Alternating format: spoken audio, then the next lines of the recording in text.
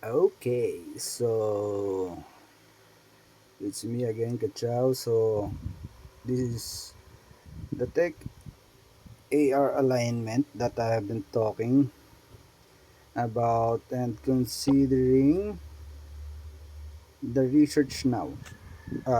Professions, the research now skill from engineer profession.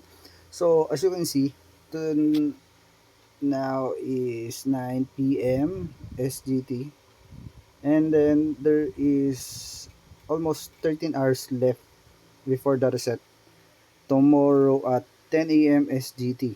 Okay, so let's compute that.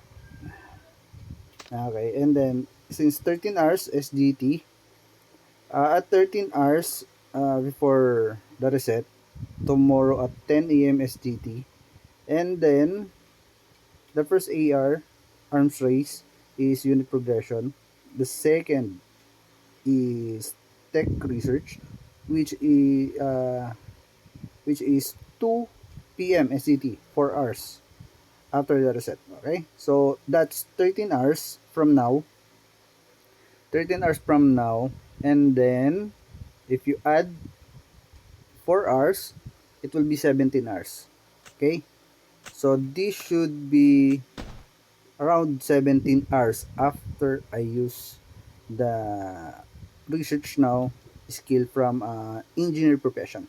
Okay, so let's see if I manage to align it well.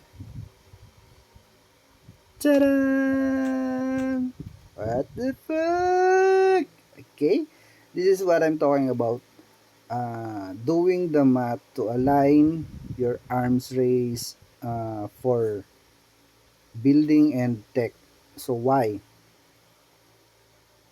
This helps me earn these crazy speed ups.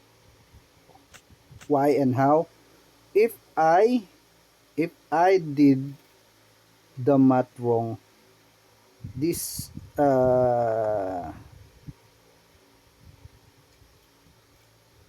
this arms race tech a while ago. What time is that? 2 p.m. 2 p.m. Right? Oh, it's today. Oh yeah, right. Okay. So if I messed up and aligned, didn't consider the profession skill, I will only estimate it at, I will I think 20 hours. I will leave 20 hours per tech, right? And then after a few hours, if you have seen the previous video that I made before, and I use this, all these three will be done, right? And then I will claim them and uh, research another one. And as you all know, we cannot do the gift gift technique like what we do in the building, that we leave them in a gift status, or in a gift state to open it up in tomorrow or on Tuesday during building AR, building BS. So we cannot do that on tech. So once the tech is done, it's either you research the next one, or you leave it like that until the next tech AR comes along, which is tomorrow, or around 20 hours or less. So if you messed up, you will be wasting 20 hours of each your tech, right? And then after tomorrow, you will use speed ups again to finish your arms race, right? So you won't be able to save 2 days. I think it's 2 days and 3 hours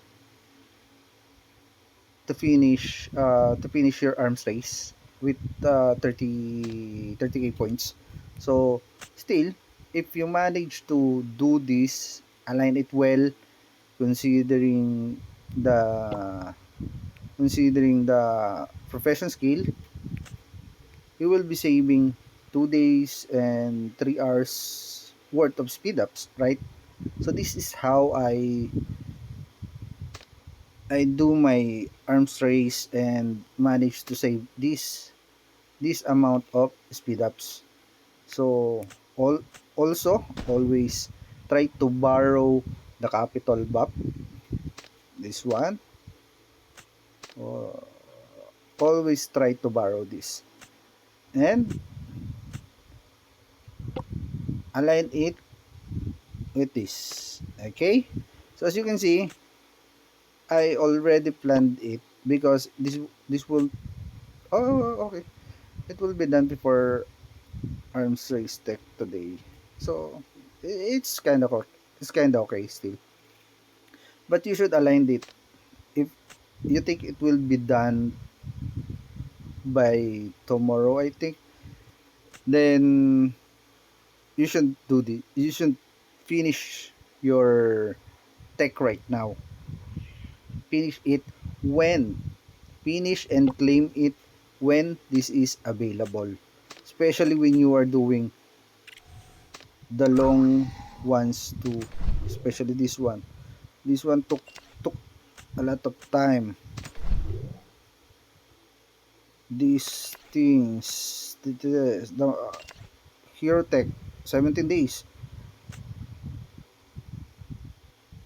Okay, I'm like that.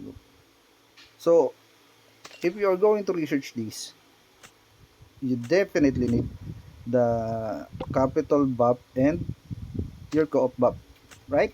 So always align it, and so you can save more speed ups and resources. You can hoard your resources. You can hoard your resources well, because you're delaying your research or your building until it's Tuesday for building and Wednesday for tech. So that's how I build my base, building and tech. So if you are going to ask, by the way, if you are going to ask why am I building or researching mastery, even though it's not Wednesday. So my plan is actually this.